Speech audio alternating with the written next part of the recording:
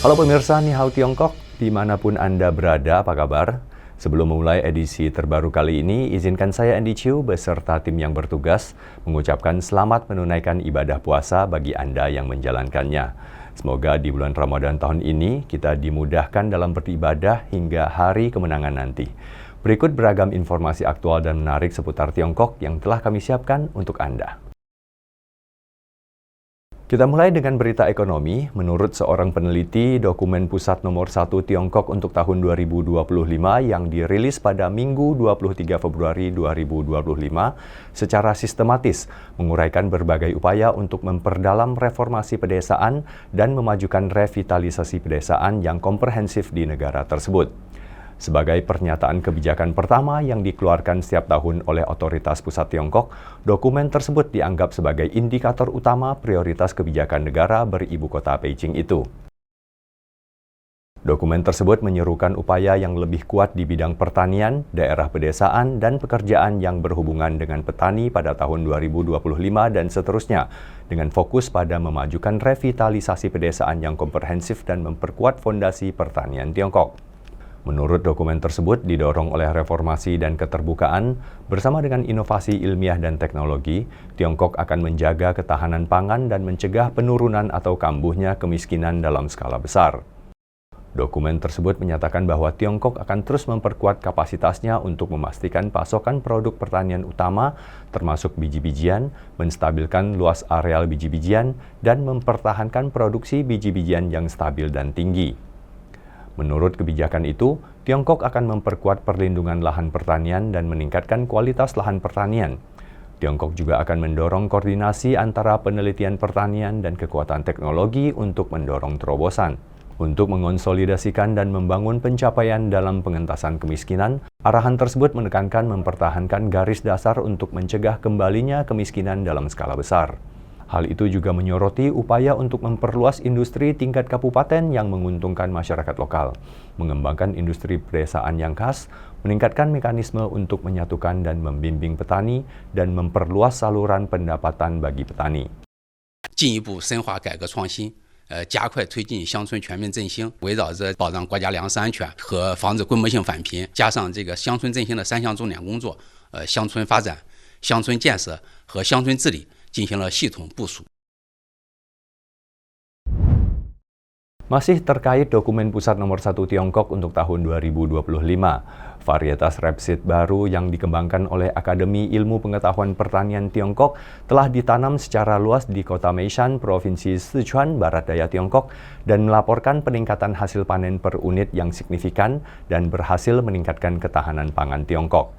Pada tahun 2024, Tiongkok meluncurkan inisiatif nasional yang bertujuan untuk meningkatkan hasil panen per unit untuk tanaman biji-bijian dan minyak. Menurut statistik tahunan, rata-rata hasil panen pangan per hektar pada tahun 2024 telah meningkat sebesar 76,5 kg dibandingkan dengan tahun 2023. Untuk lebih memastikan ketahanan pangan dalam negeri, dokumen pusat nomor 1 Tiongkok untuk tahun 2025 yang diluncurkan pada Minggu 23 Februari 2025 menegaskan kembali perlunya untuk mendorong inisiatif peningkatan hasil panen skala besar, memperluas skala implementasi, dan selanjutnya mengadvokasi model pertanian yang efisien dan berproduksi tinggi. Dengan memperkenalkan varietas baru dan teknik penanaman dengan kepadatan tinggi, ladang rapeseed di Meishan menjadi salah satu model terdepan. Dibandingkan dengan varietas tanaman rapeseed biasa, yang kepadatan tanaman terbaiknya sekitar 225.000 tanaman per hektar, varietas baru ini membutuhkan jarak baris yang lebih rapat dari 33 hingga 35 cm menjadi 27 sehingga kepadatannya hampir 2 kali lipat dan jumlahnya menjadi 450.000. Kandungan minyak pada bijinya juga mencapai lebih dari 50%, menempati peringkat teratas dibandingkan dengan varietas rapeseed utama yang ditanam di seluruh Tiongkok.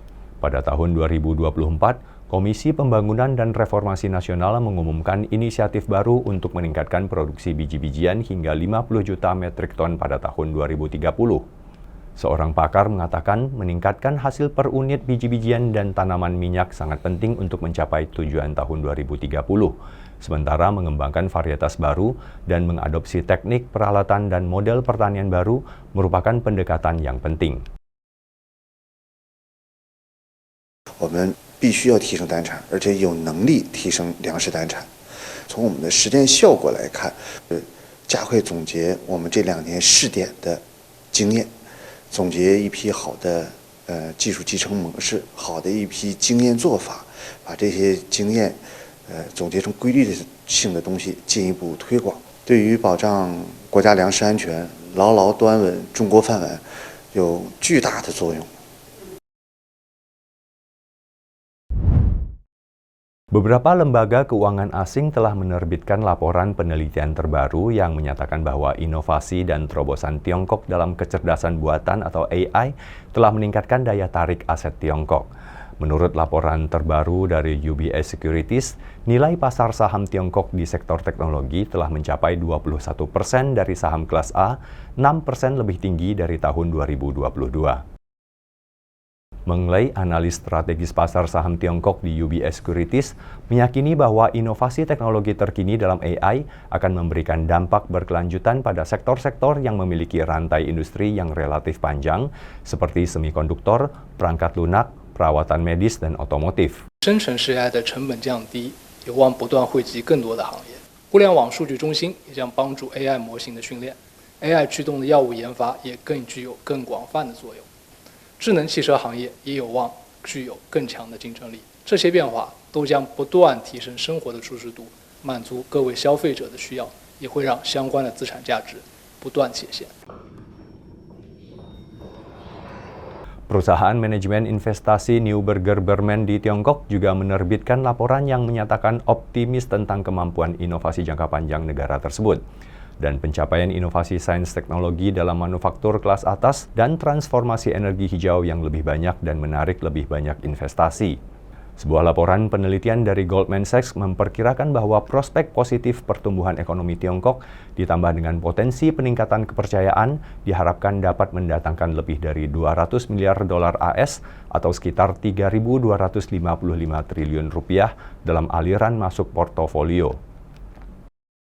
中国是世界上最重要的产业创新基地之一。从长期来看，高端制造业、绿色能源转型现在也都受到了国际投资者的关注。Anda pernah dengar soal anjing robot?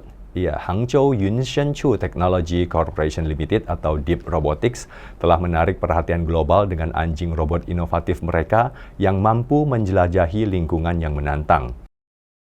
Sebelumnya, tepatnya pada tahun 2023, gerakan anjing robot terbilang masih lambat dan kaku. Sekarang, ia mampu dengan mudah memanjat lereng curam, menjelajahi platform tinggi, dan menangani beberapa set tangga dengan mudah. Bagi Deep Robotics, berhasil menciptakan anjing robot yang dapat berlari, melompat, dan memanjat rintangan telah menjadi simbol kemajuan pusat perusahaan di bidang robotika.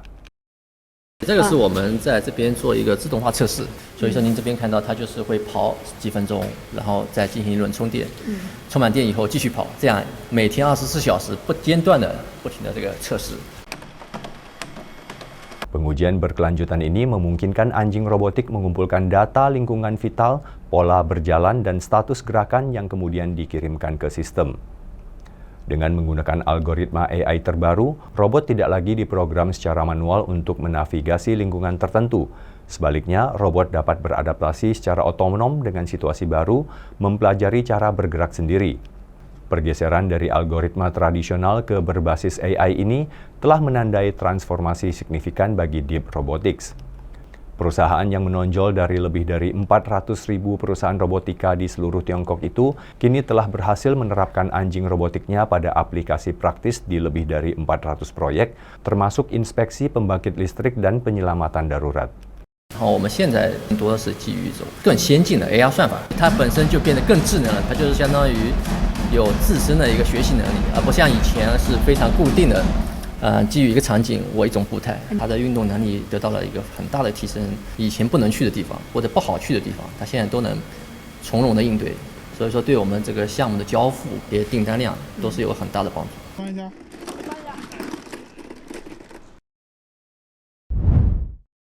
Film animasi laris Tiongkok Ne Zha 2 yang hadir di layar bioskop Hong Kong belum lama ini berhasil menarik banyak audiens dan mendapat tanggapan antusias dari penonton.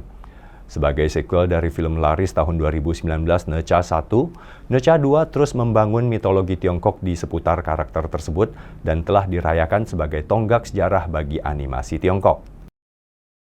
Sejak debutnya di daratan Tiongkok selama Festival Musim Semi 2025, film ini telah memecahkan beberapa rekor box office, termasuk melampaui Inside Out 2 milik Pixar untuk menjadi film animasi terlaris sepanjang masa secara global. Film ini dipandang sebagai terobosan dalam pembuatan film Tiongkok yang menandakan bahwa film-film Tiongkok dapat menyaingi produksi Hollywood di box office. Ne Zha 2 was better than I expected because there was sadness and joy as well as funny moments. It also showcased children's growth and relationships between parents and children, so it was a very heartwarming and stimulating film. It's worth watching again and again. Menurut platform penjualan tiket Maoyan, hingga 22 Februari 2025, film ini telah meraup lebih dari 13 miliar yuan atau sekitar 29,3 triliun rupiah di box office, termasuk pra-penjualan dan pendapatan luar negeri yang menjadikannya film terlaris ke-8 di seluruh dunia. Gabriel Sang, anggota masyarakat kritikus film Hong Kong, percaya bahwa keberhasilan Ne Zha 2 kemungkinan akan memengaruhi industri film Tiongkok untuk memasukkan lebih banyak unsur budaya Tiongkok dan tradisional dalam produksi mendatang. Ia juga memperkirakan bahwa hal ini akan membuka jalan bagi lebih banyak film animasi Tiongkok. The movie is popular because firstly, the state support can help to spread the information and do the promotion very well. And second, maybe this combine traditional culture and also mythology that can arouse the interest of the audience. And also we can find that there are lots of Confucian values inside the film, such as benevolence, filial piety, and also righteousness that can serve educational purpose. And also finally, because there is a lot of money put into the production, so we can see the audio and video is made very perfect. Pemirsa, usai sudah Ni Hao Tiongkok edisi kali ini. Semoga berita-berita yang telah kami sajikan bermanfaat dan bisa menambah wawasan serta pengetahuan kita. Kami akan kembali dengan ragam berita dan informasi menarik seputar Tiongkok minggu depan. Terima kasih atas atensi Anda. Saya Andi Chiu, sampai jumpa.